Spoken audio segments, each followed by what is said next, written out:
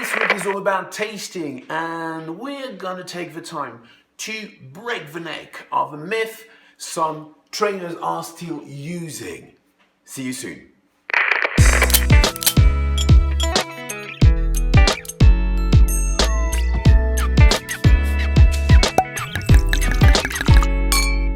Hi.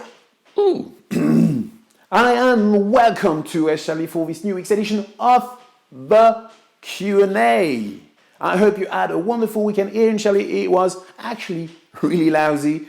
Still, we're here, it's Monday, and we're ready for questions. And this week I have a question from Robert, who is saying, last week I took my first wine tasting lesson.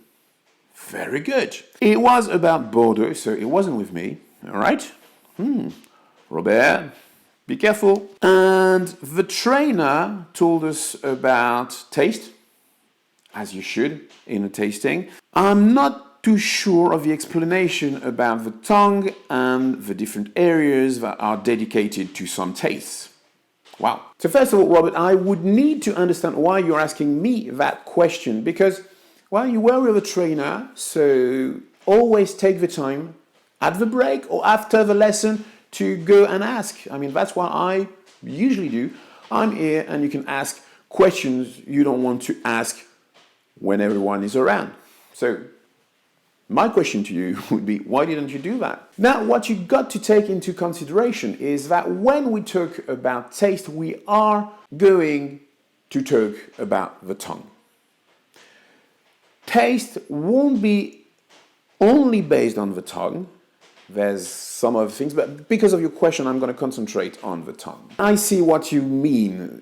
You were probably given this image with a beautiful tongue and spots on that tongue, meaning that the bit of the, that's the tongue. Meaning that the bit of the tongue is for sugar, the side of the tongue is going to be sensitive to acidity, the back of the tongue is going to be sensitive to bitterness, and other areas are going to be only sensitive to saltiness. Now, two types of trainers. Those who are going to create their own content. Some of us are going to use or reuse content from other trainers. I'm not here to judge. You know me.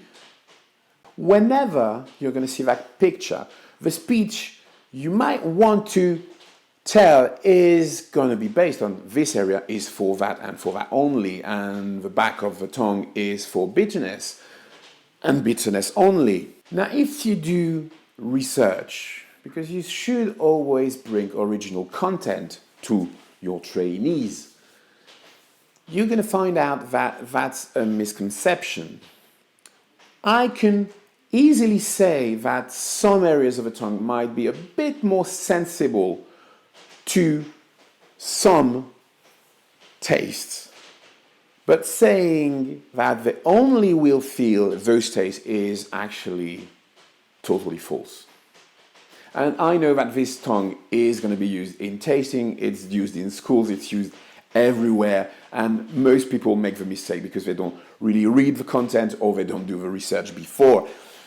But recent studies and older studies show that the tongue itself is an amazing receptor. And it is a good receptor for all tastes. I mean, we could talk about the primary tastes: sugary, salty, acidic, and bitterness. Then we're going to have umami, because that's a trendy one, and you know what umami is. It's the deliciousness of the dish. It's the depth those aromas are going to bring. And usually you're going to find that in Asian cooking and sometime in Mediterranean cooking. So Asian cooking would be a good example with soy sauce, where a bit more close to what's going to be in tomatoes, ripe tomatoes, and even the stem of the tomatoes is packed with umami flavors. Mind you, you don't really taste the stem of a tomato. Still, I could show you a recipe where you're going to use that part.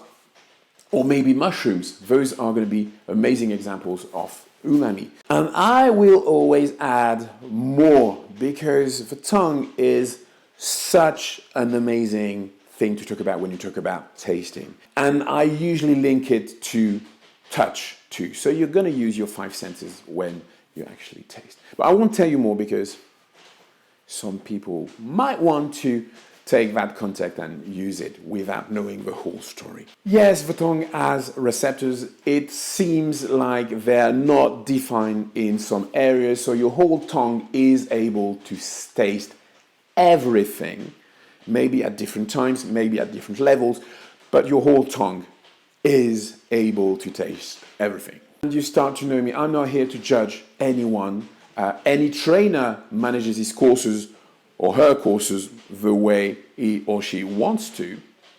So as long as the message goes across, and maybe that's just it, it's just a simplification for the trainees to understand how it works. So again, I could see why someone would say that, even if I don't use the same kind of speech. There you go, Robert. I hope it answered your question. Again, never hesitate and ask questions directly to the trainer. He or she should be able to answer. And if they're not able, that's going to give you a good answer on how good they are. If you like S.Chablis videos, I've got plenty of surprises coming this month because they're going to be a different setting. There are going to be different videos, not only Q&As. Things are moving on a bit. You can always find those videos and more stuff on YouTube. And if you like YouTube, you can subscribe. And you know there's a little bell. Press the little bell so you're sure you don't miss any video. And you can follow on Facebook, on Instagram, and of course on Twitter. I hope you're going to have a wonderful week. If at any point in time during that week you've got questions, just send them over. Have a beautiful week. Keep on tasting. Bye-bye.